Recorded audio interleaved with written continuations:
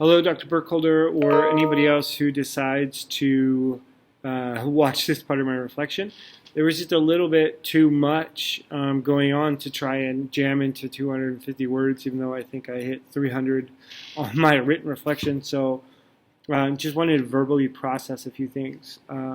Number one, informed consent of children. And that was kind of why I gave a go on a second informed consent, because I didn't. There were a lot of questions with the Ruiz Cesars, if I'm pronouncing them right, that the text that we read, and the idea of a teacher seeking informed consent from students that they teach, or in a context like that where, you know, there's been discussions just like at every elementary school that has teaching assistants and faculty members and that and custodians and things like that, that we treat all adults with the same level of respect. So when you're in that situation, when you're 8 years old and you're in that situation, and the adult who is presenting themselves as a teacher,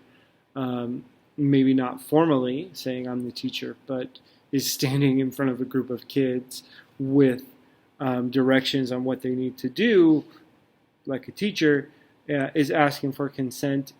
I don't know if that's necessarily ethical or is a true informed consent, or is without any kind of coercion involved in that. So that was one of the questions that I kind of thought about, and it came up to me when I was writing my children's, my version of the informed consent towards children is like, I couldn't give this to my kids because they'd all say yes. They wouldn't authentically reflect on it. They'd all just say yes. And then the second thing I had, or a question I had, was this idea of when is informed consent ethically required.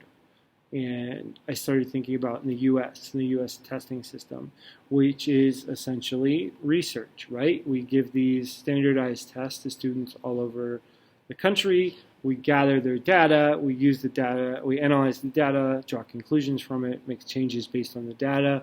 And in some cases, like in my hometown, the data is published in the local newspaper. And I remember being a grade 3 teacher and having grade 3 reading assessments to measure end of year proficiency happen in February, 4 months before the end of the school year.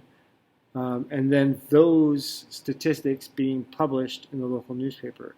And the efficacy of that always sat negative to me. Yes, it's an open and transparent agency as in public schools, but how would you feel as a grade 3 student if your school scored last in the district and you're part of that? Kids can't differentiate from I'm a part of a larger whole to I am this entity.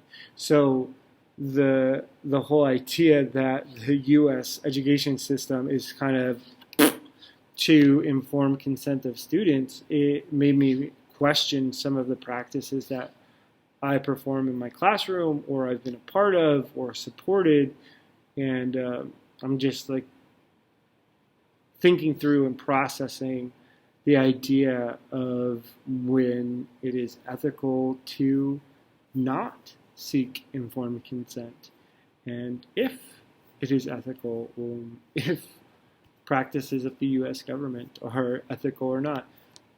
Maybe a pretty big question there to unpack. But those were my thoughts for the week. Couldn't quite fit it in. Here you go.